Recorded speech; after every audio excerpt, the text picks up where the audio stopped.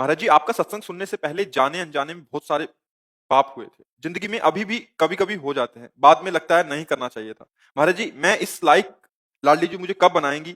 मैं रोज नाम जप करने का प्रयास तो करता हूँ, बट अभी भी मेरे से पाप हो जाते हैं। बाद में बहुत ही दुःख होता है कि श्री कृष्ण देख रहे हैं, तू ऐसा नालायक, मैं कैसे लायक बनूँ महाराज देखो, जी? हम ये प्रोत्साहन दे रहे हैं आपको। पहले था आप अपनी गलतियों को गलती मानते ही नहीं थे। समझ रहे हैं ना? आज है कि आप अपनी गलतियों को गलती मानने लगे हैं। मतलब सुधार हुआ है ना? आप जहां 100 थी वहां 20 रह गई। 20 में भी आप दुखी हो कि मेरी गलतियां चली जाएं। इसका मतलब सतमार्ग का प्रकाश हो रहा है, आपका हृदय पवित्र हो रहा है। पर अब यहां ध्यान देना है।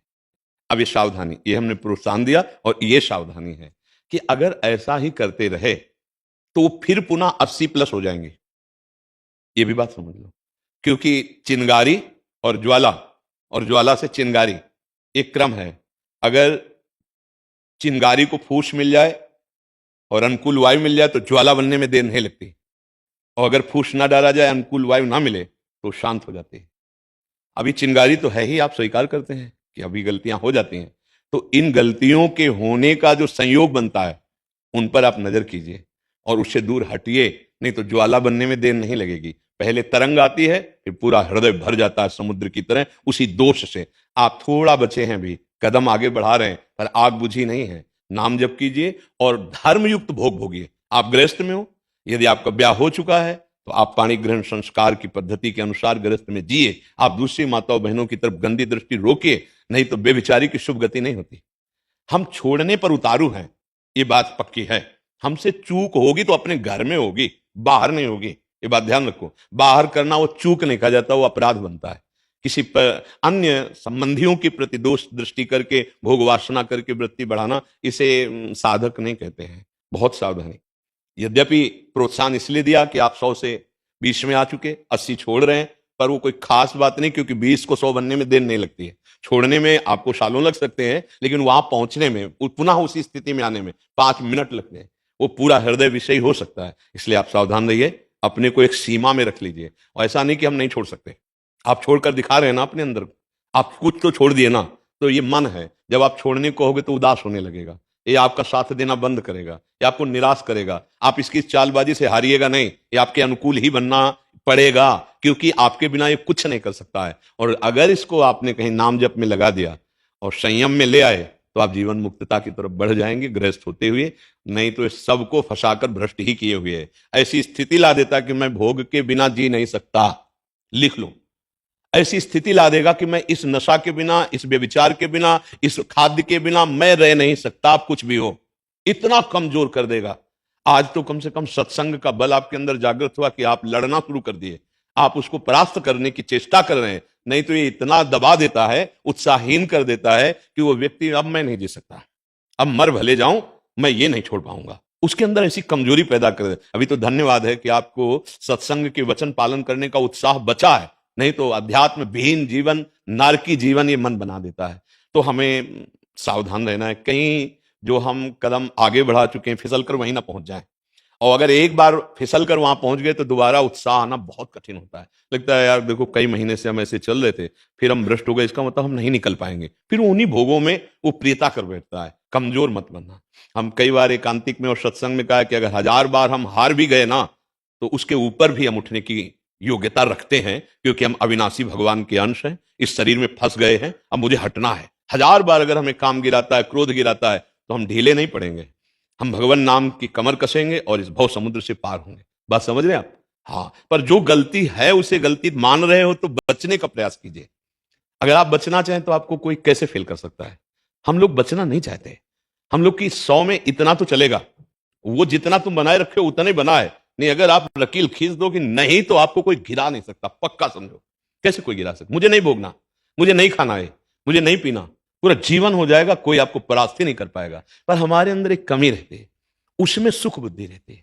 अंदर, बाहर से तो हम त्यागना चाहते हैं, पर अंदर से हमारे अंदर उसमें सुख बुद्धि है, वो सुख बुद्धि हमें गिरा देती है। फिर बाद में पश्चाताप होता है, क्योंकि जो हमने चिंतन में सुख पाया वो क्रिया में नहीं मिला। फिर लगता है कि नहीं नहीं, गलत है। फिर रोकना चाहते, फिर थोड़ा समय हुआ, फिर चिंतन बनता है उसका। ये खास बात ध्यान रखनी है, जब हमको मन गिराता है उस समय हम भगवान को भूले हुए होते हैं। अगर उसका चिंतन न बनने पावे तो कोई भी भोग परास्ती नहीं कर सकता। जहां हम उसके ध्यान में, उसके चिंतन में डूबे, तहां शक्ति प्रकट हुई, संकल्प बना, क्रिया बनी, बस नष्ट हो गई। यही होता चला जा रहा है। तो चिंतन को रोकने के लिए हम बार बार सबसे प्रार्थना करते हैं, कोई कठिन बात नहीं। जहां आपका गलत चिंतन होने लगे, नाम कीर्तन करने, उस समय नाम जप नहीं चलेगा, उसमें नाम कीर्तन करेगा। मन आपको रोकेगा, मत करो नाम कीर्तन। देखो, हम तुम्हें सुख प्रदान करने वाली बात बता रहे हैं, इसका चिंतन करो, इसका संकल्प करो। और आप सावधान रहें, अगर नाम चल रहा है, नाम कीर्तन चल रहा है, नहीं उसमें मन लग रहा तो सत्संग सुनने लगो। नहीं हो रहा तो उस संयोग से हट जाओ। जहां भ्रष्ट होने का संयोग आए, हट जाओ, बिल्कुल हट जाओ, दूर हट जाओ। जैसे किसी की गोद में काला सर्प गिरे, कोबरा सांप गिरे, तो वो बिना विचार के पहला काम करेगा, फटक देगा दूर, करेगा ना। ऐसे ही अधर्म युक्त यदि विषय सेवन का नंबर है तो भाग पड़ो। जैसे सांप को देखकर भागे, ऐसे भाग पड़ो, फिर बाहर विचार तुम्हारा ठीक हो जाएगा। अगर उसके संयोग में रहे तो नष्ट हो ही जाएंगे, क्योंकि इतना ज्ञान नहीं है कि जित संग दोषा, वो दोष युक्त क्रिया का संग हो रहा है, आप अपने स्वरूप में स्थित हैं। इसलिए सावधान रहिए और ये ढील मत दीजिए कि हमने 80 छोड़ दी है, अब 20 रह गई। 80 होने में, प्लस होने में देर नहीं लगेगा, ये माया है। जब तक कोई भी भोग वासना है, तब तक उपासक को धर्मयुक्त भोग भोगना चाहिए, चाहे गृहस्थी में हो, चाहे विरक्ति में हो। धर्म विरुद्ध आचरण फिर उसको भ्रष्ट कर देगा। तो गृहस्थी में तो बहुत सुविधाएं हैं, विरक्त को तो पूरे जीवन चौड़े पे लड़ाई लड़नी होती है, गृहस्थ को किले की लड़ाई है। विरक्त को तो आजीवन चौड़े पे लड़ना है, हर विकार से लड़ना होता है। तो इसलिए धन्यवाद है आपको कि आप गृहस्थ में होते हुए भगवत मार्ग में चलने की चेष्टा कर रहे हैं, पर वो सावधान रहिए। महाराज जी, हमें गृहस्थ में नहीं जाना है, हमें विरक्त रहना है। तो अगर हम हमारे माता पिता से थोड़े वो हो जाएंगे कि ये गृहस्थ में जा रहा है, तो ये पाप हमें। माता पिता की सेवा के लिए कौन है? बहनें हैं हमारी। नहीं, बहनों से काम नहीं चले, ऐसे ही रहो, मत करो ब्याह अगर तुम्हारी इच्छा नहीं तो। जब तक माता पिता हैं उनमें भगवान का भाव करो, सेवा करो, इसके बाद आजीवन के लिए वैरागवान हो जाना। ऐसे ही रहो जैसे रह रहे हो, कुछ नहीं। हमारी बात समझ लो, कहीं भाग के नहीं जाना। कोई बाहरी परिवर्तन से भगवान नहीं मिलते, उद्देश्य के परिवर्तन से भगवान मिलते हैं। अपने माता पिता को भगवान समझ लो और उन्हीं की सेवकाई करो। और जब शरीर पूरा हो जाए तो आप आचार्य परंपरा से, किसी भी आचार्य परंपरा से वेश ले लो और भिक्षावृत्ति से जीवन निर्वाह करो। पर माता पिता की सेवा बच्चा भगवान की सेवा है।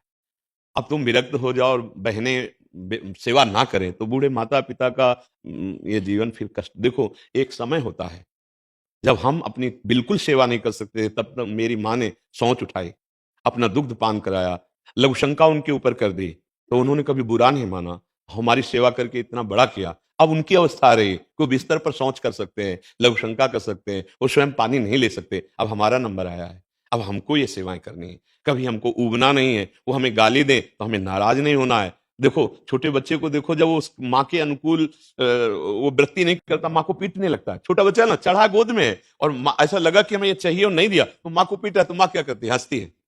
अब आपका नंबर आ गया, वो गाली दे सकते हैं कि ये कोई सेवा नहीं करता है। आप कहोगे कि हम रात दिन इनके लिए तो सेवा कर रहे हैं, हमारी निंदा कर रहे हैं। नहीं, निंदा सहो, गाली सहो और उनकी सेवा कर लो, तो ज्यादा आपको परिश्रम नहीं पड़ेगा भगवत प्राप्ति में। हमारी बात मान लेना, वही भगवान है माता और पिता के हृदय में। हाँ, राग रहित हो जाओ, ऐसे ही रहो जैसे। देखो, प्रणाम नमस्कार, बहुत भजन जाता है इससे। ये कोई खिलवाड़ ना समझो। जैसे संत वेश में है ना, तो कोई भिक्षा देता है वो भजन ले जाता है, कोई प्रणाम करता है वो भी भजन लेता है। यहाँ फ्री कुछ नहीं है, देना पड़ता है। ऐसे नहीं कि कोई प्रणाम कर रहा है आप, नहीं, आपका भजन जा रहा है, कोई आपको कपड़े दे रहा है, कोई आपके पैर छू रहा है। तो संतों का क्या होता है, सारा सुकृत लोक मंगल के लिए चला जाता है और दुष्कृत निंदा करने वाले जो पूर्व का जमा होता है, पाप और पुण्य रहित, वो भगवत प्राप्त हो जाते हैं। वो शुभ और अशुभ दोनों के त्यागी होते हैं। तो आप गृहस्थ में आपको कोई प्रणाम नहीं करेगा, आपको कोई जान नहीं पाएगा, इतने बड़े भगत हो। आपकी पूंजी पूरी जमा रहेगी और अपनी मेहनत से कमाओ और माता पिता की सेवा करो, नाम जप करो। आगे चलकर विरक्त भाव प्रगट में ले लेना, अभी अंदर से विरक्त रहो। ठीक समझ रहे ना? भागना मत, माता पिता को छोड़कर मत भागना, अगर मेरी बात मानते हो। आजकल नए बच्चे सबसे बड़ा अपराध यही कर रहे हैं कि जहां माता पिता को अनुकूल करके संपत्ति लिखा ली, धक्का मार के बाहर कर दिया। तो तुमको भगवान ऐसी जगह धक्का मारेंगे कि तुम खड़े भी नहीं रहोगे। बहुत प्रचंड वो है, तिनकर काल रूप में भ्राता, दंड विधान करने वाले बड़े न्यायाधीश भगवान है। वहां कोई घूस नहीं चलती है, और वो जब दंड विधान करते हैं तो फिर सह पाना बड़ा मुश्किल होता है। हमें लगता है अगर हम गृहस्थी में ठीक से चलें तो बिना किसी तपस्या के भगवत प्राप्ति हो जाएगी। नाथ सकल संपदा तुम्हारी, मैं सेवक। हम मान गए कि तुम्हें स्त्री की आवश्यकता नहीं है, आप ब्रह्मचर्य से रहना चाहते रहिए, लेकिन आप भेष परिवर्तन मत कीजिए, अपने माता पिता की सेवा कीजिए। ठीक है?